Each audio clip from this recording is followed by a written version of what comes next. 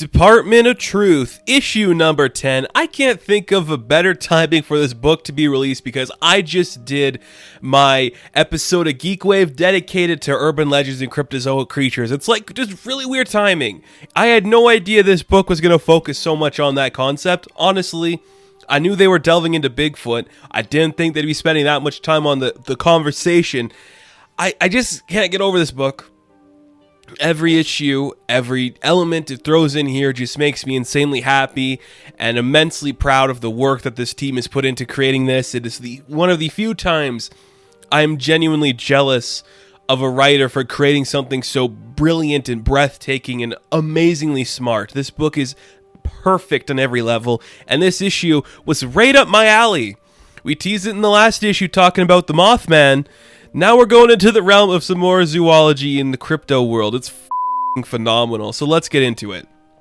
We're headed to Oregon, and we're seeing this story of this older gentleman named Evan, and he is really interested in finding evidence of Bigfoot. He's stopping at this old diner where he knows a few people.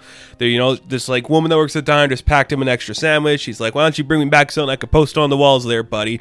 He's super excited to get into it. Can't wait to get on the road and find that Bigfoot. And he's just super into it. He's been dedicating his whole life to this purpose. He's a guy that's going to go find Bigfoot and be the big guy that capture everything. It's really fun. Some of the other people behind the diner are like, "You shouldn't humor him like that." And it's like, oh, he doesn't know anything else. He's fine. It's what he does. He likes doing it. And then we see that Hawke is just like, "Yo, can I get some more coffee? This shit kind of sucks." And she's like, "I hate this guy." But we see that Cole and Hawke Harrison are at this diner, and they're there to investigate a certain thing. It's like they kind of are doing like a field mission today. They're hunting today. They're hunting something, and Cole doesn't know what it is. But basically, it's like, yes, we're gonna go do some weird shit, and you lucked out. Like, I thought there was gonna be a bunch more paperwork involved to get you to come out here and do this thing with me, but we're doing it now, Cole. We're gonna go hunting. What are we hunting? We're going to hunt Bigfoot.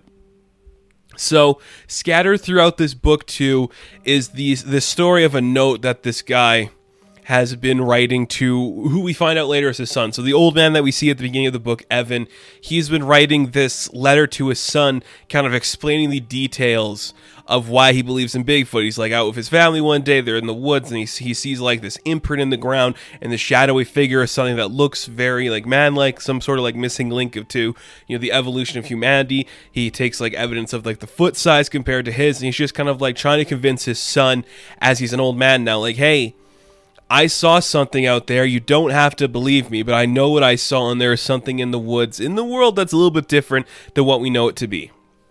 And we cut back to what's happening in the present day with that old gentleman. He's got his truck. He's headed out. He's calling his son, just basically like saying, "I'm still doing this, kid. I'm going out to look for these things. It's going to be fine. I got some ideas. I'm going to show the people on the message boards who's right and who's wrong." I'm like, good for you, Evan. You're doing something pretty interesting there. It's kind of exciting. I like this too. Something that I think is really fascinating about this book, and I'm kind of impressed with James Tynion for doing this, is that most of the characters, aside from Cole and like Ruby, they're older people. Because the foundation for the Department of Truth did start in like the 40s, what they said. So it's like all these ideas throughout time, we are kind of seeing how they would be presented in a certain way, and it's just like the evolution these people would age with those ideas. So the fact that we're seeing like an older gentleman searching for Bigfoot as opposed to like a young blogger or vlogger, I think is way more interesting than if it was somebody younger. There's just so much more to that I understand and enjoy. So Evan says goodbye, "I love you," to his son, hangs up the phone, and he's going to figure out what's happening on the mission. So he's got his gun, he's ready to go hunting into the woods for Bigfoot. And then we cut to see Hawke and Cole. They're meeting up with this woman, and her name is Darla, and she's kind of like the field liaison for some of this stuff. She goes around the country all over the world doing this kind of thing, hunting these kind of admirations. It's just very exciting stuff. I'm very curious to see how that was going to go, and I'm like, this sold me. There was so much good stuff to delve into there. So we get more pages that involve like the letter that Evan wrote to his son Henry, and it's very interesting stuff. It's kind of like depressing that the son's just so worried that his father is off the deep end and doesn't know how to help him, but he's just like, "Okay, Dad, if this is what you have to do to feel like you're doing something, go ahead. I can't stop you, and I don't know." And it kind of comes to the point where Evan is just like trying to find the evidence to show his son. I think that's kind of an interesting development to play with. It's a little bit different, where it's like he believes in it fully, but he's like, "I gotta prove this to my son so he'll understand me better." So our trio of Cole, Hawke, and Darla, they all set out on their mission, and Cole is asking a few questions. We learned that Darla was dealing with an angel earlier, and this kind of freaks Cole out. Like, I thought angels would be in a different category because there's some religious connotation to that, but if that's not true, then that's very scary. And it kind of goes into this whole idea that I'm pretty sure the book is going to play with later on, and that, of course, is the idea of God being this fictitious creature similar to that of Bigfoot. And I'm like, that's very scary. I'm curious to see how that's going to go. So there's a lot of interesting ideas it plays with. And I feel like I say this in every issue of the Department of Truth, but this one I think is very fascinating. So the reason that we can hunt Bigfoot as opposed to other things is you have to fully believe in it to hunt it.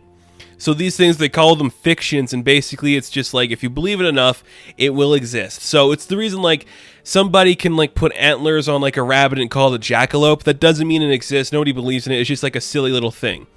But if you have, like, some weird evidence of these things existing before, then that's what a wild fiction would become. These things that you could potentially see or believe in just because you see something mysteriously moving in the shadows of, like, a forest or the sea or something. That is how a wild fiction gets into take place. And they've been all throughout history. There's been different interpretations, different things like that. It's like ghosts and poltergeists are examples of those, and just different types of monsters, like the lizard people, like Bigfoot. All these different type of things relate to that. It's all connected to that kind of mythology and that understanding of what connects them together. And it kind of becomes like this weird idea that's like, there's certain reasons that these things exist, and we're trying to figure out what it is that drives the people to do this. So it's just really, really interesting stuff. And it's kind of like, it's a lot to bring in. It's a lot to unpack. I think it's less than like the Christianity stuff from the last issue, but this is just like, okay, every like urban legend, every myth could potentially exist if enough people believe in it from the scary things they see at night. And basically the idea that they use to kind of like explain things to people is, you don't believe in the jackalope because you know it's fake. You can't see a rabbit grow antlers. So let's say some wannabe influencer posted a video of a jackalope sighting on their like YouTube channel and something, and suddenly it got tweeted by a bunch of people, and all these people, like these young kids in particular, started to believe that. Suddenly we'd be seeing them pop up all over the place because kids are influenced by what they see on the internet. And once we build a culture around the belief on the internet based on what this older generation has said to be real, suddenly these things can come into prominence. But because these more different aberrations that we know, like from the older generations, which is why Evan is there, has those strong beliefs in them, instead of just like seeing the falsity that is on the internet, we can see that certain things of these exist. And the idea is, too, it's like seeing a wild fiction is like having a religious experience. It's like so strong, so poignant that it's impossible to fully capture them on camera or on film. That's why every picture you see of things like Bigfoot, the Loch Ness Monster, you can never get a clear picture of them because it's just such a intense experience. It's like seeing the face of God, technically, and you're just like looking at that and you can't capture it. You can hardly capture it. So every picture you take that you are lucky enough to get is blurry, and it just adds to the mystery of those and makes them stronger in a sense. And I'm like, that is a really good way to explain these kind of creatures in this world you're establishing. When you first started, I was like, okay, conspiracy theories, I get it. But now you're delving into urban legends like Bigfoot, the Sasquatch, and I'm like, that's a lot to deal with. But you're doing a good job of explaining it, and I think this makes a lot of sense, like it's just so steeped in belief, just like a religion, that seeing it is almost like impossible to believe. That's scary, but if the younger generation did believe it hard enough and the internet took hold of that, it become more powerful and you'd start seeing them all over the place. I think that makes sense for this world. I don't have any problems with that. So basically Cole is just like, okay, I think I get it. There's a lot of creepy stuff going on here, and we have to hunt the Bigfoot because it always comes back eventually, and we have to stop it from spreading, kind of that idea, like a virus in a sense. But all these hunters, these older generation of hunters, always believe in these stuff religiously, so it always does come back. And we see that they're having that conversation, and when it comes to it, Darla's like, if you have to go against the hunters, you are going to have to kill them. And she's like, yeah, dude, I've killed a lot of the hunters before, But you need to be quiet because we're getting close, and we see that in the shadows, in the bushes of what these people are conversing about, we see that Evan sees them, and it looks like Evan is starting to finally believe that everything he's believed in turns out to be true, and that there's Bigfoot out there, but for a different reason than what he thought. And he's one of the key reasons that the Bigfoot mythos stays relevant. And that is where the book ends. It's a lot of explaining. A lot of the pages are dedicated to the note that Evan wrote to his son Henry, and I didn't get into every detail of that note. I just think it's fascinating, this idea that viewing these cryptozoic creatures as this sense of religion, where you believe in it enough, it's like having this fiction take hold, and when you see it, it's almost like impossible to believe it exists. That is such an interesting take on these that works completely well for the mythos that this book is built. I think this is a fantastic read, and this issue is really cool. The artwork continues to impress me. The lettering continues to impress me. Everything about this book is just unique and fun, and I think people who still aren't on board should check it out because this might be the one that sells you. It's perfect, actually. It's a really fun book. So, The Department of Truth, issue number 10, I'm going to give an 8 out of 10. Now, thank you guys for watching this review. Be sure to like and subscribe to the channel. As always, you can check me out on Instagram, Patreon, Twitter, all that good stuff, and I'll catch you in the next one. Have fun. Stay safe. Good luck.